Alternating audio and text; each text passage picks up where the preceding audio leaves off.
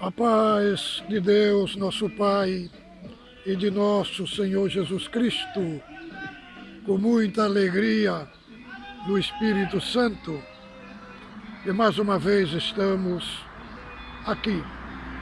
Seja bem-vindo ao nosso canal. Nosso compromisso é um compromisso com o Evangelho genuíno de nosso Senhor Jesus Cristo. Um compromisso sem influência de sistema religioso. Um compromisso com o Evangelho de Cristo Jesus. Aquele Evangelho que foi trazido por Cristo. Um Evangelho fora da esfera paganizada, que existe muito tipo de evangelho, irmãos, que verdadeiramente estão contaminados e distorcidos da sua verdadeira origem. E o nosso compromisso é um compromisso sério e eficaz, com a palavra de Deus, e com o ensino genuíno que vem promover crescimento, edificação e o ensino progressivo que vem nos colocar rumo à maturidade espiritual. Irmão, o assunto de hoje é um assunto que o Senhor, em oração, na madrugada, buscando a Deus a respeito da sua obra na terra do povo de Deus, o Senhor me inquietou muito com um assunto que se chama a hipotástica natureza de Cristo. Este assunto nós vamos abordar e vamos ler. Está escrito em Filipenses capítulo 2, do verso 3 ao verso 11. Lemos com a ajuda de Deus. Não esqueça de se inscrever no canal, de deixar o seu like, de ativar as notificações, fazer o seu comentário, colocar o seu ponto de vista e até crítica também, porque as críticas elas promovem edificação. Nós não pomos uma ditadura que não podemos ser criticados. Nós estamos num contexto democrático, ainda em países democráticos, ainda que temos o direito de expressão. E na nossa fé cristã, nós temos o direito de fazer as críticas, porque nem todos adquiriram o mesmo entendimento, nem todos estão numa mesma esfera. Uns sabem pouco, outros sabem mais. Então, temos que entender e temos que saber conviver com os que pensam diferente de nós. Então vamos ler a palavra de Deus. No verso 3, Filipenses capítulo 2, do verso 3 ao 11. Nada façais por contenda ou por vanglória, mas por humildade. Cada um considere os outros superiores a si mesmo. Não atente cada um para o que é propriamente seu, mas cada qual também para o que é dos outros, de sorte que haja em vós o mesmo sentimento que houve em Cristo Jesus, que sendo em forma de Deus, não teve por usurpação ser igual a Deus, mas aniquilou-se a si mesmo, tomando a forma de um servo e fazendo-se semelhante aos homens, e achando na forma de homem, humilhou-se a si mesmo, sendo obediente até a morte e morte de cruz, pelo qual também Deus o exaltou soberanamente e lhe deu o nome que é sobre todo nome, para que, ao nome de Jesus, se dobre todo o joelho dos que estão nos céus e na terra e debaixo da terra, e toda língua confesse que Cristo é o Senhor, para a glória de Deus Pai. Então, irmão, este é um assunto que o Senhor me quietou na madrugada para abordar hoje com nossos queridos irmãos em Cristo, a respeito da natureza hipotástica de Cristo. Muitos não fazem a menor ideia o que significa esta nomenclatura, esta palavra hipotástica. É porque, irmãos, depois da morte dos apóstolos, do século I até o século V, nós chamamos os pais da igreja, aqueles que andaram com os apóstolos, que conviveram com os apóstolos, eles são chamados de pais apostólicos. Então, esse período que vai do século I até o século V se chama o período da patrística. Então, o que aconteceu na patrística? O que aconteceu? Heresias se levantaram, né, contra a fé cristã, falando que Cristo não era Deus, que Cristo era a primeira criatura que foi feita por Deus. E aí desenvolveu-se essa guerra. E o tempo da patrística foi o tempo da formação doutrinária da igreja primitiva. Então, os servos de Deus, naquele contexto, eles se levantaram firme para defender que Cristo é plenamente Deus e plenamente homem. E aí desenrolou este debate nos concílios, até o concílio de Calcedônia, 451 depois de Cristo. Então ali foi feito um concílio para tratar desse assunto. E então, irmãos, neste concílio foi determinado que Cristo é verdadeiro Deus e verdadeiro homem. E aí foi chamado a natureza de Cristo de natureza hipotástica. O que é a natureza hipotástica? A natureza hipotástica é a natureza divina unida na natureza humana de Cristo. Então, elas não se misturam, né? Elas não se misturam, elas são inseparáveis, né?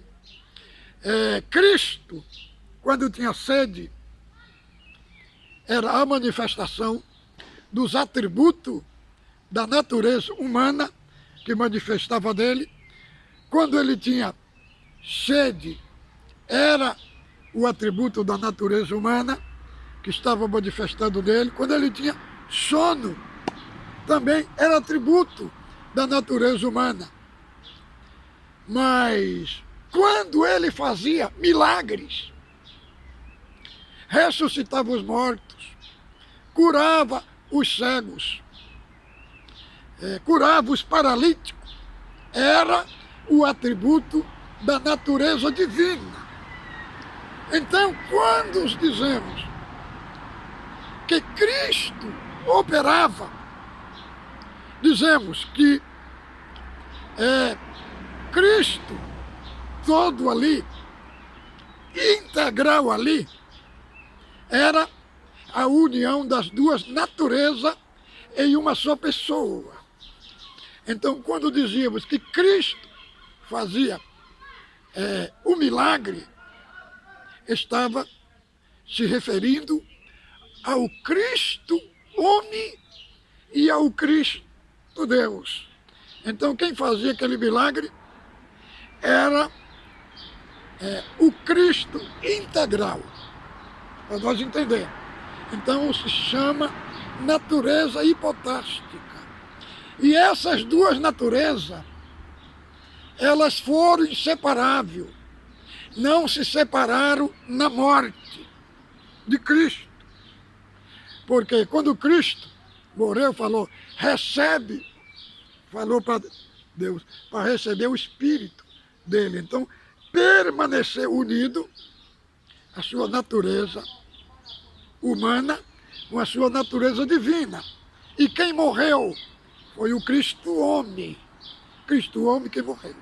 Então, irmão, chamado de natureza hipotástica de Cristo.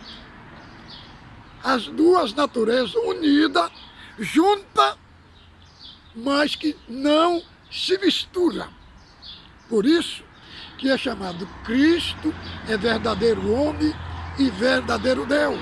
Então chamamos de natureza hipotástica. Agora vamos entender outros aspectos. Para nós entrar nesse assunto aqui, nós temos que entrar lá no nascimento de Cristo. Entendeu? Diz o apóstolo João, no seu Evangelho, no capítulo 1, que o Verbo era Deus. E o Verbo estava com Deus no princípio. O Verbo eterno. O Cristo cósmico. O que significa o Cristo cósmico? Significa quando ele estava com o Pai, desde a eternidade. Então, é um Cristo cósmico por quê? Porque estava no atemporal. Né? Ele é a palavra. É a palavra que é o Verbo que criou tudo. Todos. Então, ele estava com o Pai. Ele estava no contexto do atemporal. Mas para ele vir à Terra, esse Cristo cósmico se encarnou. Então, quando falamos do Cristo cósmico, não estamos falando de que tem o Cristo cósmico e o Cristo humano. Apenas para identificarmos a natureza divina que ele tinha lá, com Deus. E quando ele veio à Terra, que foi gerado no ventre de Maria, foi gerado, né, a sua humanidade. Agora, para os irmãos entender o aspecto. Por que o nascimento de Cristo no ventre de Maria foi evidência da graça de Deus? É uma obra misteriosa. Por que evidência da graça de Deus? Por quê, irmão? Porque ele nasceu por obra do Espírito Santo. E por que ele nasceu por obra do Espírito Santo? E não nasceu através de uma relação sexual. Por quê, irmão? Para manifestar que a salvação, ela não tinha nela a ajuda humana, não tinha nela o aspecto do homem envolvido. Foi por isso que Cristo nasceu por obra do Espírito Santo. Em segundo lugar, porque Cristo nasceu por obra do Espírito Santo. Irmão, para não herdar a natureza caída de Adão, senão ele não seria o nosso Salvador. Veja bem, em Hebreus, capítulo 7, vamos ver aqui, antes de entrar aqui em Filipenses, Hebreus capítulo 7, verso 26, o escritor anônimo deixa muito, irmão, claro, por que ele nasceu por obra do Espírito Santo. Hebreus capítulo 7, verso 26.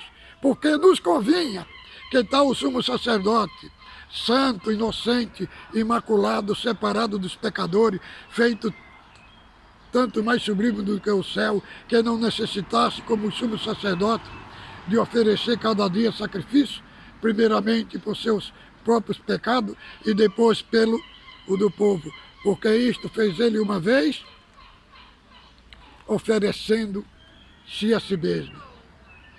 Porque convinha que ele fosse santo, separado dos pecadores e feito muito mais sublime do que o céu.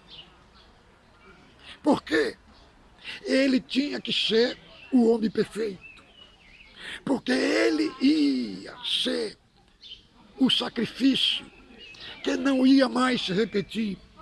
O sacrifício da lei era repetitivo. Todo dia era o mesmo sacrifício. Mas o de Cristo, então, todos esses sacrifícios da lei lá apontava para um sacrifício maior, para um sacrifício mais gigantesco, porque os outros derramamento de sangue que teve fazia só cobrir o pecado do homem, não perdoava, porque eles apenas tipificavam Cristo. Então, por isso que Cristo nasceu por obra do Espírito Santo, porque na sua genética não tinha a natureza caída de Adão. Ele tinha a genética de Maria, mas por isso nasceu sem pecado. Agora, irmãos, nós temos que entender uma coisa. Por que o sacrifício de Cristo? Isso que nós temos que entender. Por que o sacrifício de Cristo é eterno? É um sacrifício eterno. É porque ele é Deus e ele é homem. Se ele não fosse Deus, o seu sacrifício não tinha uma ressonância eterna. Então, irmão, a constituição da natureza de Cristo, da sua natureza divina, tinha a eternidade e a imutabilidade. Entendeu? É por isso que Cristo, o seu sacrifício, é um sacrifício eterno. Então nós vamos entender aqui em Filipenses, esta bela carta escrita pelo apóstolo Paulo, fala da cidade de Filipe, que é uma cidade que era uma colônia de italianos na Europa, onde foi lá que Paulo foi preso numa prisão ali, porque ele saiu para evangelizar na praia, e todo dia saía uma jovem com espírito de adivinhação e falava: este homem nos anuncia o caminho do Deus Altíssimo. E aí Paulo, se perturbando, deu ordem para aquele espírito sair da prisão, sair daquela jovem. O espírito foi embora, mas depois os magistrados da cidade foram alvoroçados, prenderam ele, açoitaram ele de vara. Mas foi nesse contexto de perseguição, de prisão, o Senhor mandou um terremoto, as portas da prisão abriu, o carcereiro queria cortar o pescoço, porque achou que os presos tinham fugido. Paulo falou: meu homem, não faça mal algum, porque nós todos aqui estamos. E ele falou: o que devo fazer para me salvar? Falou: crê em Jesus Cristo, será salvo em tu e tua casa. Então, irmão, esse ambiente histórico aí foi que foi gerado essa igreja.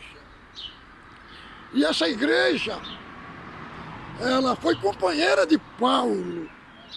Então Paulo, no capítulo 4, chama ela de coroa, né? Então, irmão, nessa igreja tinha duas irmãs, Evódia e Sintique. Elas eram missionárias, trabalhavam com Paulo, né, no ministério, na obra de Deus. E entrou uma divisão entre elas, né? Se dividiram ali, né? E Paulo via todas as formas para resolver aquele problema e não tinha um caminho, irmão. Aí quando ele entra nesse capítulo aqui, do capítulo 2, né? Aí ele fala: nada façais por contenda ou por vanglória. Era o ambiente ali que estava acontecendo entre aquelas irmãs. Um ambiente de contenda, um ambiente de divisão. Mas ele falou: cada um considere os outros superiores a si mesmo. Aí ele fala: não atente cada um para o que é propriamente seu, mas para o que é do outro. Então, irmão, esse aspecto de considerar os outros superiores a si mesmo, tem uns que têm esse aspecto apenas uma honra dada ao ministério. Mas esse aspecto aqui é um aspecto totalitário na igreja, nos membros de Cristo. Porque a humildade, e humildade, irmãos, não significa você se ajoelhar no pé de alguém, ficar se arrastando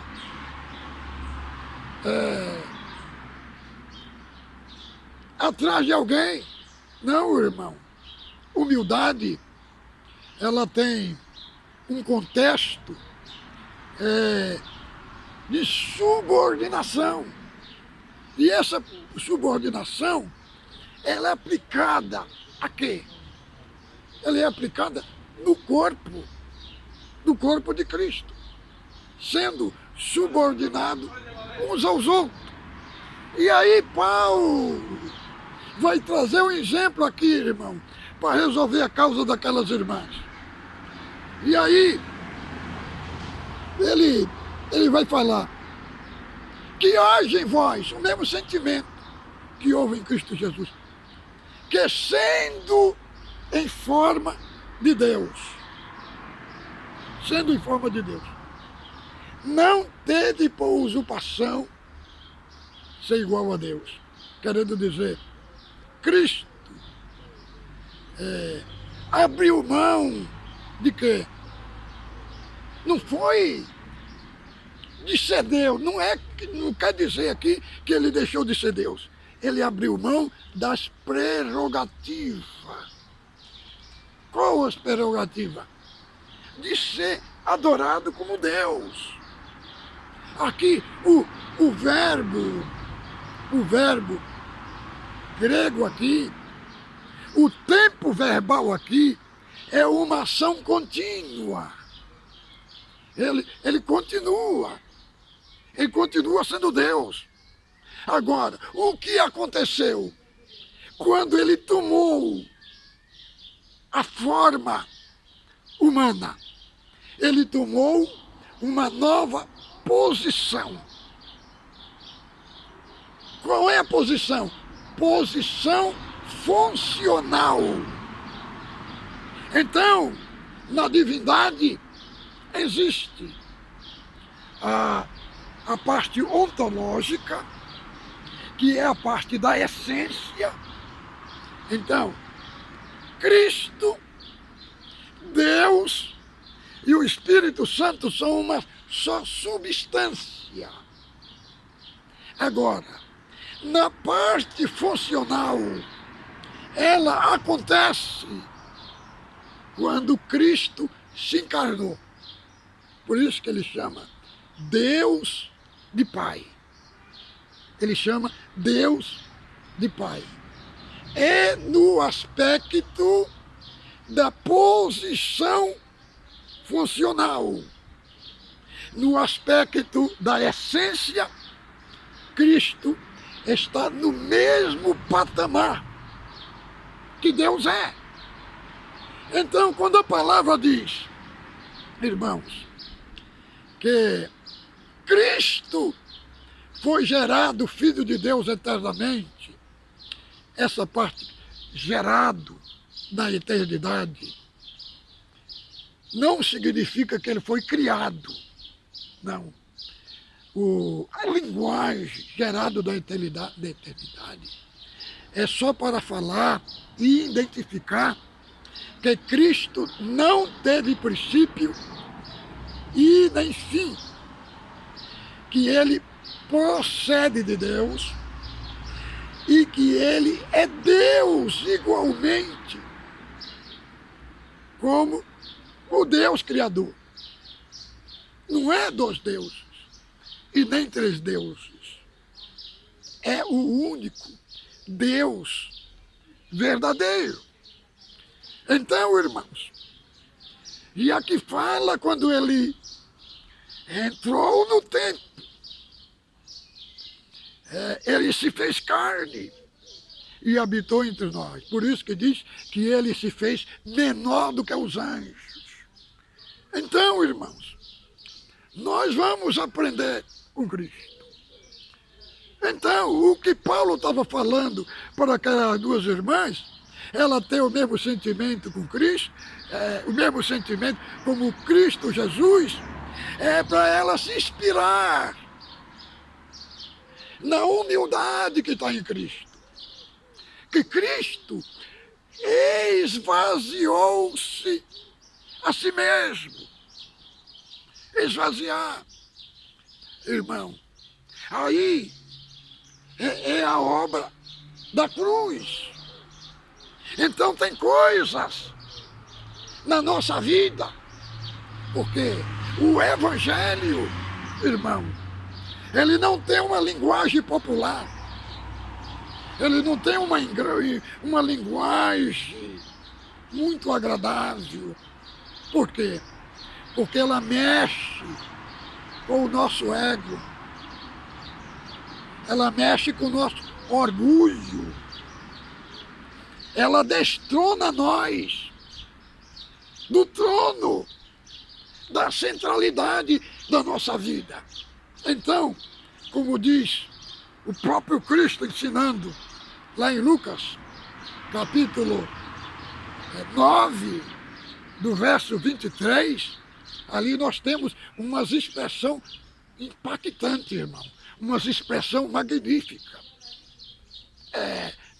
Ele não obriga ninguém a seguir ele, mas ele diz, se vós quereis, querendo, não é obrigado, é opcional. Agora, se vocês tomou a decisão de me seguir, então primeiro passo. Pegue a sua cruz e me siga. Este pegar a cruz e seguir, o que significa pegar a cruz ali, irmão, é tirar o nosso eu do trono, é tirar o nosso ego do trono. E Cristo se assentar no trono da nossa vida. E aí depois que ele se assentar, aí que vem a ordem de ser discípulo. Aí me siga. Aí esse siga, aí ele está recheado de expressão magnífica. É nós pegar a vida de Cristo e aplicar dentro de nós como um estilo de vida cristã. Então, irmão, ele se esvaziou, tomou a forma de um servo. E lá no capítulo 13 de João, fala que na ceia ali, ele se assentou, tirou o seu vestido, pegou a toalha, irmão, e começou a lavar os pés dos discípulos e enxugar os pés. E Pedro falou: Senhor, tu não me lavaras os pés. O Senhor falou: se eu te não lavar, tu não tem parte comigo. Então Pedro falou: não lava só os pés, lava também a cabeça. Então, irmão, o princípio aqui é o princípio do serviço. É o princípio do serviço. É o princípio de ser servo. E servo, ele não tem uma opção, irmão. Ele não faz as coisas quando ele quer. Não, o servo, ele tem que estar disponível. Disponível a serviço do seu Senhor. E ele tem que prestar, um serviço de qualidade. Entendeu?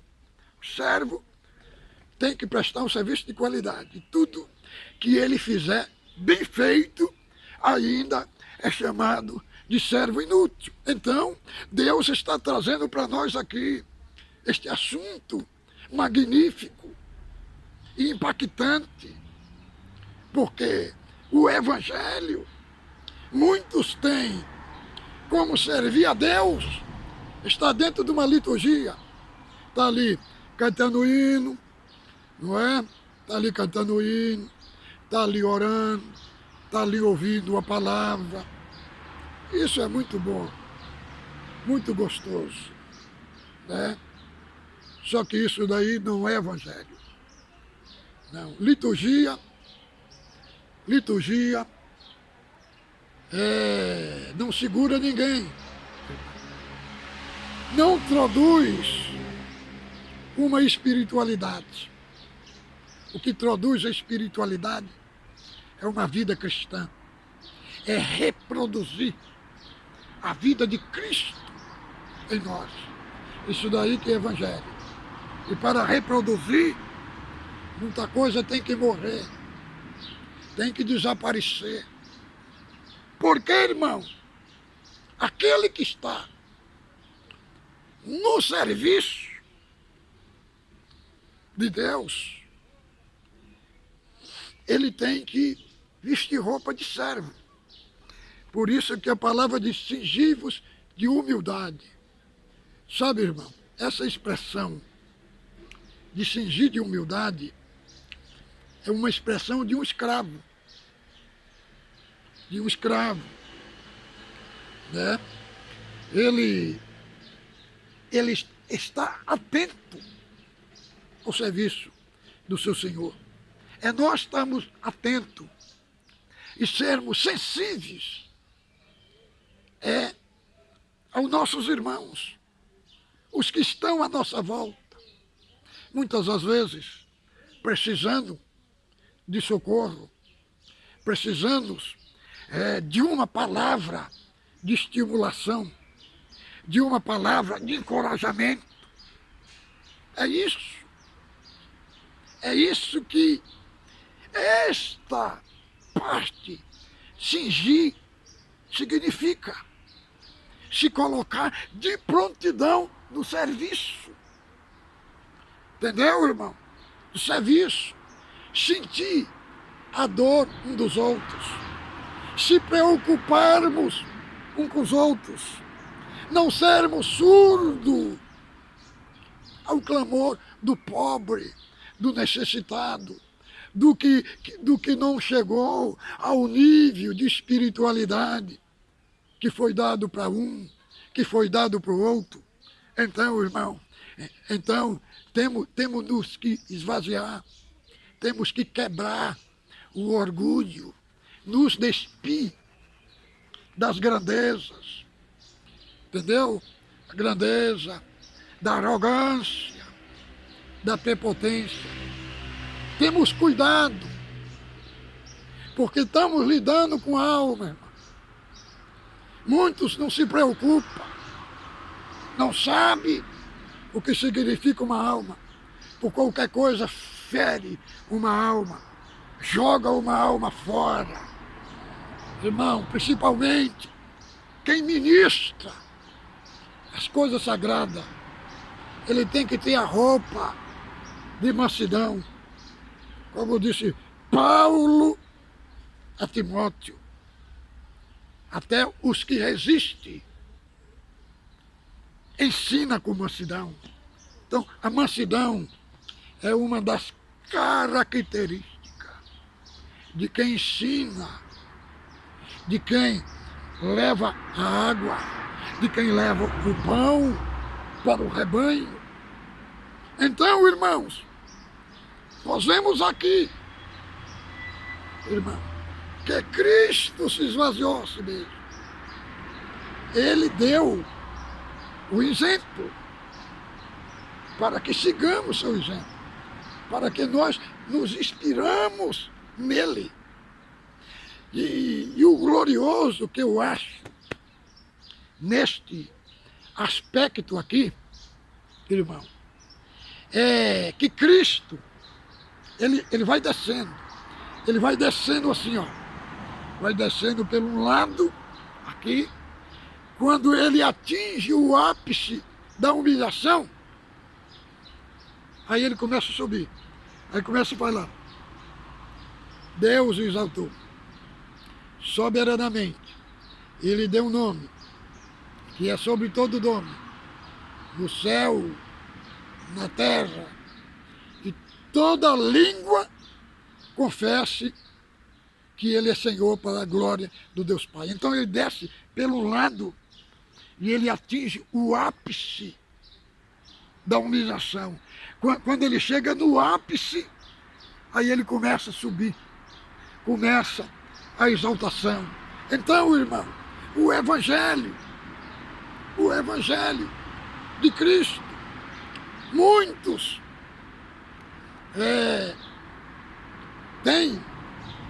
pregam o Evangelho como se fosse para massagear o ego de alguém, como se fosse implorar para a pessoa vir para Cristo. Irmão, isso não é Evangelho, isso são palavras de efeitos, entendeu? O Evangelho de Cristo, sabe como Paulo traduz o Evangelho de Cristo? Como dores de parto. Sinto as dores de parto até que Cristo seja formado em vós.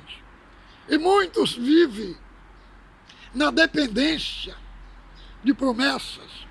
Vai na igreja só naquele sentido de ouvir palavras de libertação, palavras de promessa, palavra de cura, e vive a vida inteira naquele aspecto, irmão. E quando sai dali, passa de um dia no culto, está em pânico, está em caos, está em desespero, Por quê, irmão? Porque isso não é evangelho, irmão. Isso não é evangelho. O evangelho. Veja, o apóstolo Paulo aqui, Filipenses, no capítulo 4. Irmão, ele estava no corredor da pena capital. Estava para ser decapitado. Veja o que ele fala para os irmãos. Alegrai-vos. Outra vez vos digo, alegrai-vos no Senhor. E aonde alegrai? Ali está no imperativo, irmão. Não é uma opção. Está no imperativo. Então, irmão, esse alegrai-vos não é não é sentimento, irmão. Não é uma parte sentimental. Não é uma parte emocional.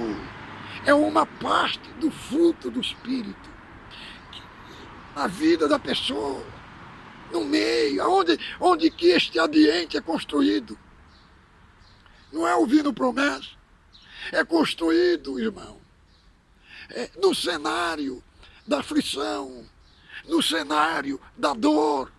Então é porque tem muitos fragilizados, muitos em pânico, porque não entendeu, irmão, não entendeu o que é evangelho, não entendeu o que é vida cristã, não entendeu o que é sentir uma alegria no ambiente da dor, no ambiente da aflição, no ambiente da lágrima, nos vales de lágrima. Sentir, irmãos, igual está lá no Salmo 46, falando que dentro da cidade há um rio cujas correntes alegram a cidade de Deus. Então, o aspecto ali do Salmo 46, irmão, quando nós lemos ali o pano de fundo, né, é um aspecto de desmoronamento. Tudo está ruindo, tudo está desabando, sabe? Mas o aspecto dentro do salmista é um aspecto de paz, é um aspecto de calmaria. Irmão, paz não significa ausência de guerra, ausência de conflito. Paz significa equilíbrio no meio do conflito. Você pode estar passando dias negros, dias de pânico, mas ouça isso aqui, que isso aqui vai impactar teu coração. Que Deus me trouxe isso na madrugada. Estas expressões aqui do nosso Salvador, do nosso Redentor, o que ele passou, irmão, para quê, irmão? Para te dar segurança. Você pode estar sofrendo. Entenda o que é o Evangelho, que a sua vida vai mudar. Não quer dizer que a mudança significa nos parar de sofrer. Não, porque no sofrimento, irmão, há uma didática de Deus. Entenda a didática de Deus. Se Deus te libertar desse sofrimento, vai ser interrompido o processo daquilo que Deus quer fazer com você. Então, irmão, há uma didática neste sofrimento. Há uma didática, há uma lição pedagógica do que você